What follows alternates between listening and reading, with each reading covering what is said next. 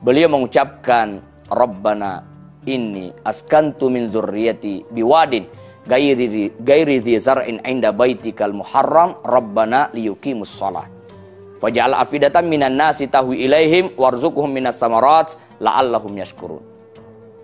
Rabbana inni askantu min zurriyati biwadin.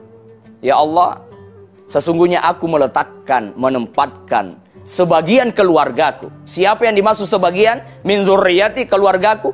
Itulah Ismail kecil. Inda baitikal muharram, di dekat rumahmu yang suci, yaitu Masjidil Haram, di dekat Ka'bah. Rabbana liyuqimus shalah. Itu agar mereka mendirikan salat.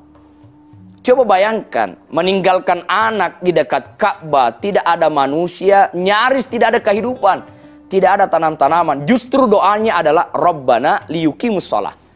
Itu agar mereka mendirikan salat. Barulah yang kedua, faj'al afidatan minan nasi tahwi ilaihim.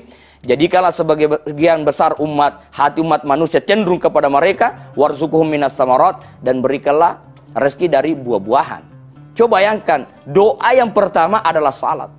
Andai macam kita meninggalkan istri dengan posisi yang sama dengan Nabi Ibrahim, mungkin doa kita, ya Allah jaminlah makanannya, ya Allah jaminlah kehidupannya, ya Allah selamatkanlah ia.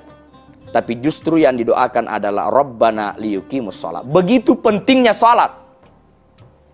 Maka seorang Syekh Al-Alimul Allama Kiai Al-Hajj Andre Gruta Ki Haji Muhammad As'ad Al-Bugisi, seorang ulama Bugis yang merupakan pendiri Pondok Pesantren As'adiyah, beliau pernah mengatakan dalam pengajiannya dalam bahasa Bugis, beliau mengatakan monil luturial laeh leteri uwaye tibo bara api narikoderan sempajang ajalal macueri. Apa maknanya? Monil luturial laeh, dia mampu terbang di angkasa, begitu hebatnya dia. Leteri riwaye, dia mampu berjalan di atas air. Tibo bara api, dia mampu memakan bara api dan tidak terjadi apa-apa, begitu hebatnya. Tapi narikodenan sempaja, kalau dia tidak sholat, ajalal macueri, jangan kau ikuti. Pesan singkat tetapi penuh makna bahwa jangan ikuti orang-orang yang tidak sholat. Begitu pentingnya sholat. Nah, kita kembali kepada kisah Ibrahim alaihissalam. Nah, ketika Siti Hajar kemudian kehabisan bekal, Ismail pun menangis. Akhirnya Siti Hajar kemudian berlari ke Bukit Safa mencari air. Dia tidak menemukan. Berlari ke Bukit Marwah pun dia tidak menemukan. Bahkan 7 kali bolak-balik dia tidak menemukan air. Dan ketika tidak lagi mendengar tangisan anaknya, dia khawatir jangan-jangan sampai anakku ini meninggal. Jangan-jangan sampai ada kejadian apa-apa dengan anakku. Dia berlari. Kenapa Ismail berhenti menangis? Ternyata Siti Hajar menemukan ada air yang muncul dari pasir persis di bawah telapak kakinya. Itulah yang kemudian kita kenal dengan air Zam-Zam. Siti Hajar mengatakan Zam-Zami berkumpul. Ahli sejarah mengatakan andai kata Siti Hajar kemudian tidak membuat dia semacam tunggukan, maka tentu dia akan menjadi sungai. Maka Zam-Zami berkumpul menjadilah sumur air Zam-Zam. Itu artinya Siti Hajar tidak menemukan air, tetapi Allah pertemukan ia dengan air. Itu beda. Siti Hajar tidak menemukan air, tetapi Allah pertemukan. Maka orang-orang yang baik sholatnya, Allah akan pertemukan dengan rezekinya. Orang-orang yang baik sholatnya, Allah akan pertemukan dengan apa yang dia inginkan. Sebagaimana Nabi Zakaria tadi, ketika dia menginginkan anak, Allah pertemukan ia dengan harapannya. Maka para pemirsa TV One yang dirahmati oleh Allah Subhanahu wa Ta'ala, inilah solusi daripada semua musibah. Maka filosofi daripada sa'i, kita belajar dari filosofi sa'i.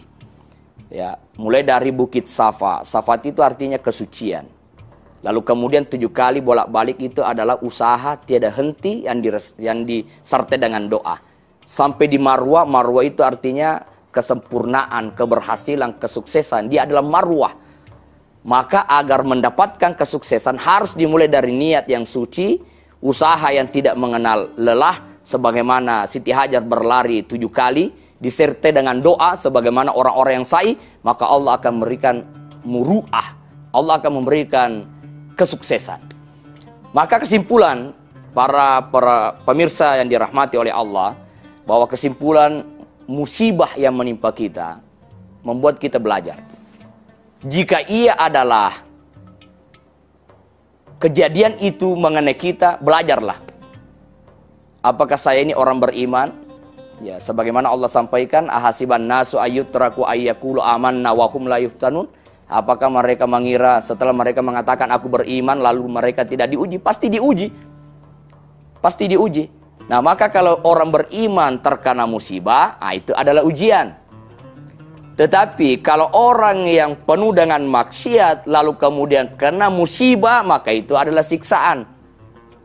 Tapi ketika ada orang yang bertobat dari dosa-dosanya lalu kemudian terkena musibah, boleh jadi itu adalah penghapus dari dosa-dosa.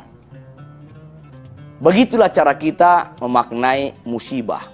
Maka ada sebuah ungkapan yang mengatakan, musibah yang menimpamu tetapi mendekatkan dirimu kepada Allah jauh lebih Allah cintai ketimbang kenikmatan yang Allah berikan kepadamu tetapi melalaikan engkau kepada Allah. Maka pada intinya adalah musibah itu jika mendekatkan dirimu kepada Allah itu luar biasa. Tapi ketika ujian itu ternyata menjauhkan, bahkan kenikmatan itu menjauhkan dirimu kepada Allah, maka itu adalah hal yang tidak dicintai oleh Allah Subhanahu wa Ta'ala. Mudah-mudahan apa yang saya sampaikan ini bermanfaat buat saya dan buat kita sekalian, sehingga kita mampu memaknai musibah dengan baik. Wabillahi taufiq wa sa'adah. Assalamualaikum warahmatullahi wabarakatuh.